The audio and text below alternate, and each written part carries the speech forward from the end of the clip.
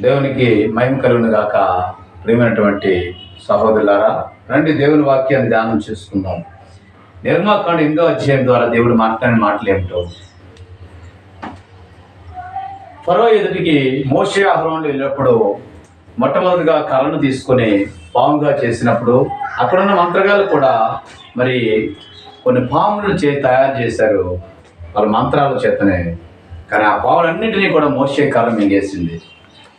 తర్వాత రక్తాన్ని నీరుగా మార్చాడు. ఏట్లో రక్తాన్ని వాళ్ళు కూడా మార్చారు, కానీ మంచి నీరుగా వాళ్ళు మార్చలేకపోయారు. అయితే ఈయన కూడా నమ్మలకుండగానే ఉండిపోయాడు.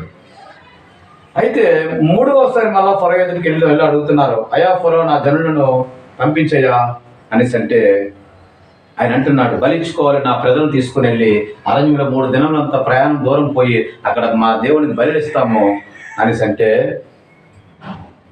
ఆయన సరే హృదయం కఠినం చేసినప్పుడు అప్పుడు ఫరో ఏం చేస్తున్నాడంటే మోషే ఫరో ఎదుట, నేను నీ పొలిమేరలన్నిటినీ కప్పల చేత బాధించేదను.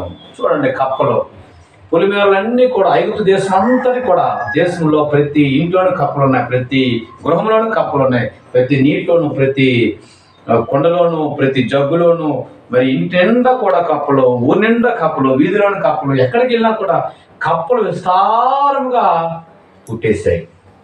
అయితే ఈ విషయాన్ని అక్కడ ఐగుప్తు దేశంలో మంత్రగాలను పిలిచి మీరు కూడా కప్పలు చేయండి అంటే వాళ్ళు మంత్రాల చేత కప్పలను చేశారు.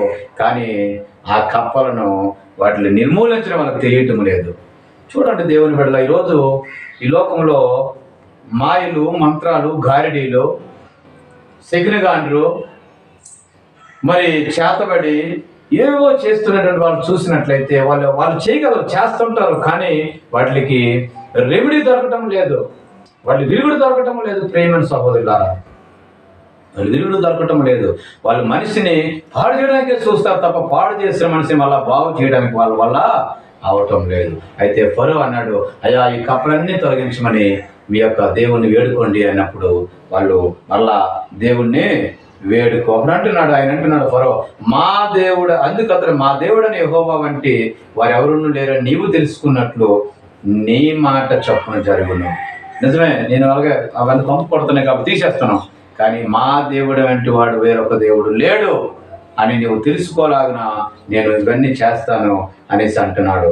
అయితే 4వదిగా మరి అయినా ఆయన హృదయం కఠినమైనప్పుడు పేలును తయారు చేస్తాడు. పేలు కప్పలు అయిపోయి పేలు, ఎందుకంటే పేలు అనేటువంటి ఇది అంటున్నారు. సికనగాండ్రు కూడా పేలు పుట్టించాలి అనుకుంటున్నమాట. అహరోను తన కర్రను పట్టుకుని చేయి చాపి ఆ దేశపు ధూళిని కొట్టారు. అంతే, దేశంలో ధూళిని కొట్టినప్పుడు ఆ ధూళంతా కూడా పేలుగా మారిపోయి ఫామ్ అయిపోయి మొత్తం దేశం అంతా కూడా ప్రతి ఒక్క మనిషి మీద పేలు, దద్దుర్లు వచ్చేస్తూ ఉన్నాయి. పేలు పాకుతుంటే దద్దుర్లు, జంతువుల మీద దద్దుర్లు, మనుషుల మీద దద్దుర్లు, భయంకరమైన వ్యాధుల చేత బాధపడుతూ ఉన్నారు. అయితే అక్కడ ఉన్న మంత్రగాళ్ళు కూడా చేయాలని చూశారు, కానీ వాళ్ళంటూ ఇది దైవశక్తే కానీ ఇది మరొకటి కాదు. వాళ్ళు అంటున్నారు ఇది దైవశక్తి, ఇది దైవశక్తి. అందుచేతనే ప్రియమైన సహోదరుడా, ఆ దైవశక్తి నీకు ఇస్తున్నాడు ప్రభు అని యేసుక్రీస్తు వారు. మోషేకు నడిపించిన దేవుడు నీకు ఇవ్వాలనుకుంటున్నాడు. నిన్ను కూడా ఒక గొప్ప సేవకుడుగా తయారు చేసి సిద్ధపరచాలనుకుంటున్నాడు. నేను సిద్ధపరిచే ముందు నీకు నువ్వుగా సిద్ధపడాలి, ప్రియమైన సహోదరుడా. ఇదిగో అంటున్నాడు కదా, ఇది దైవశక్తి అని ఆ యొక్క చేతబడి వాళ్ళు ఒప్పుకుంటూ ఉన్నారు. ఇది మా వల్ల కాదు, మేము ఇంకా చేయలేము అన్నప్పుడు ఆ పేలన్నింటినీ కూడా దయచేసి పేలు, ఇంకా ఈగలు, ఇంకా రకరకాలుగా అప్పుడు ఈగలు కూడా తయారు చేశారు. ఈగల గుంపులు కూడా నిండిపోయింది. అయితే ఈగల గుంపులు కూడా దయచేసి ఈ ఈగల గుంపులను, పేలు గుంపులను, ఈ కప్పలను అన్నింటినీ కూడా దయచేసి తొలగించండి అని వేడుకున్నప్పుడు ఇదిగో మీరు మీ దేవుడైనటువంటి దేవుడికి మీరు మాత్రం వెళ్ళి ప్రార్థన చేసుకోండి. మీరిద్దరూ వెళ్ళండి, ప్రార్థన చేయండి అంతే. లేదు అలా కాదు, మేము మా పిల్లలు, మా సంతానం, మా పశువులు, మా యొక్క పక్షులు సమస్తాన్ని కూడా మేము తీసుకుని వెళ్ళి ఆ 3 దినముల అరణ్యం ప్రయాణం అంతా దూరం వెళ్ళి అరణ్యంలో మేము దేవునికి బలిస్తాము అనేసి అడుగుతున్నప్పుడు ఈ యొక్క ఫరో అంటున్నాడు కదా, లేదు అంతమంది కాదు, మీరు వెళ్ళి ఈ దేశంలో మీ దేవుని బలిచ్చుకోండి అని చెప్తూ అన్నాడు. ఎందుకంటే ఈగల గుంపుతో చెడిపోయిన దేశం అంతా కూడా. ఒక రాజు తప్పుడు నిర్ణయం తీసుకుంటే, ఒక ఇంటి యజమాని తప్పుడు నిర్ణయం తీసుకుంటే జరగవలసింది ఇదే. దేవుని కుమారుడా, దేవుడు చెప్పిన మాట, దేవుని బిడ్డలు చెప్తున్న మాట మీరు వినాలి. ఇది సత్యము. ఇదిగో ఆనాడు జరిగింది, ఈనాడు కూడా సిద్ధంగా చేస్తూ ఉన్నాడు. ఈనాడు కూడా చేయడానికి ఆయన సంసిద్ధుడే. నిన్న నేడు ఏకరీతిగా ఉన్నటువంటి దేవుడు ఆయన. ఆ దేవుని మనం స్తుతిస్తూ ఉన్నాం, ఆరాధిస్తూ ఉన్నాం. ప్రియమైనటువంటి సహోదరులారా, అంటే మీరు మాత్రమే వెళ్ళండి అనేసి అంటే, లేదయ్యా మీరు అరణ్యంలో మీ దేవుడిని యెహోవా బలిచ్చుటకు మిమ్మును పోనిచ్చిదిని కానీ దూరం పోవద్దు. మళ్ళా అంటున్నాడు, మీరు మాత్రమే వెళ్ళండి కానీ దూరంగా వెళ్ళొద్దు. లేదయ్యా, మేము బలించడానికి అందరం వెళ్ళి బలిస్తాం, అందరం వెళ్ళి ఆరాధిస్తాం. సాతాను ఎన్నో ఆటంకాలు. మీ ఇంట్లో కూడా అంటూ ఉంటారు, నువ్వు అక్కడ వెళ్ళొచ్చు కదా, అంత దూరం ఎందుకు వెళ్ళాలి, మీ భార్య పిల్లలతో ఎందుకు వెళ్ళాలి, నువ్వు అక్కడ వెళ్ళి ప్రార్థించుకొచ్చి, నువ్వు అక్కడ వెళ్ళి ప్రార్థన ఆలకించుకొచ్చి సరిపోద్ది అని భక్తులను అంటూ ఉంటారు కుటుంబీకులు. కానీ కాదు, అప్పుడు ఆ కుటుంబ యజమాని చెప్పాలి, నేను కాదు, నేను, నా భార్య, నా పిల్లలు. అంత దూరం ఎందుకు వెళ్తావయ్యా, ఇంటి పక్కన ఎక్కడో చేసుకోవచ్చు కదా ప్రార్థన. లేదు, నేను ఏకాంతానికి వెళ్ళాలి, దేవుడు ఏర్పాటు చేసిన ప్రదేశానికి నేను వెళ్ళాలి అని ఎప్పుడైతే మోషే అంటున్నాడో, అదే రీతిగా సాతాను మనల్ని కూడా మోసగించడానికి, అడ్డగించడానికి ఎన్నో ఆటంకాలు చేస్తూ ఉన్నాడు. ఈరోజు దాని అన్నిటికీ కూడా నువ్వు సిద్ధపడుతూ ఉండాలి, దాన్ని ఎదిరిస్తూ ఉండాలి. అయితే దేవుడు నీ పక్షాన ఇంకా ఉన్నాడు. అయితే ఇంకనూ ఆయనకి హృదయం కఠినమైపోయినప్పుడు ఒక భయంకరమైన తెగులు కలుగు చేశాడు. ఆ గుర్రాల మీద, గాడిదల మీద, ఒంటెల మీద, గొర్రెల మీద బాధాకరమైన తెగులు కలుగు చేసినప్పుడు ఇకన అవన్నీ కూడా చనిపోతూ ఉన్నాయి, దద్దుర్లు వస్తూ ఉన్నాయి. అయితే అప్పుడు కూడా అంటున్నాడు, అయ్యా మీ దేవుని వేడుకోండి అయ్యా, మీరు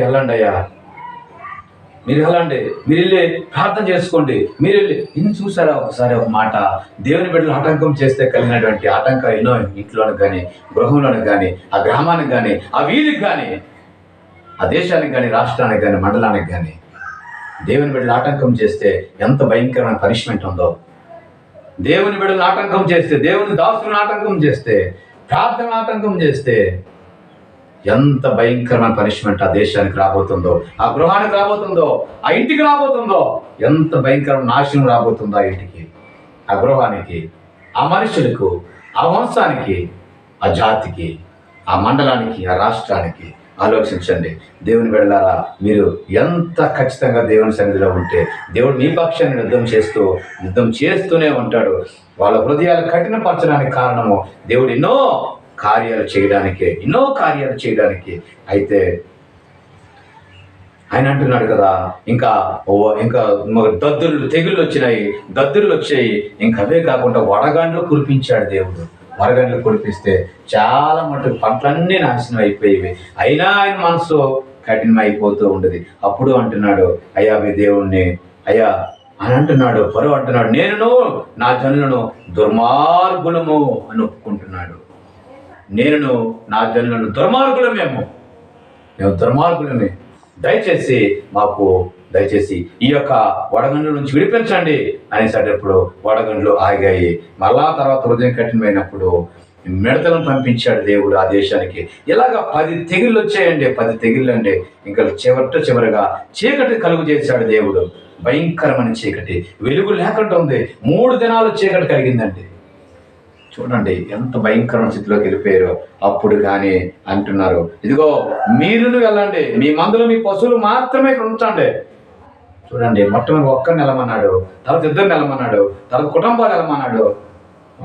ఇంకా పనిష్మెంట్ పెరుగుతున్న కొద్ది కూడా మరి ఫరో అంటున్నాడు, మీ పశువులు వదిలేసి మీరు వెళ్ళండి అంటే, అప్పుడు మోషే అంటే, లేదయ్యా పశువులను కూడా తీసుకెళ్తే దేవుడు ఏ పశువులు అడుగుతాడో బలి వాళ్ళకి తెలియదు, మాకు కావాలి, మమ్మల్ని పంపించండి అంటే ఇంకనూ ఆయనకి మనసు కరగటం లేదు.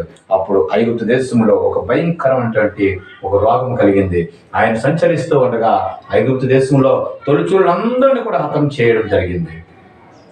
అప్పుడు రాజు మొదలుకొని బానిస వరకు ప్రతి తొలిచూలు బిడ్డ కూడా చనిపోయారు.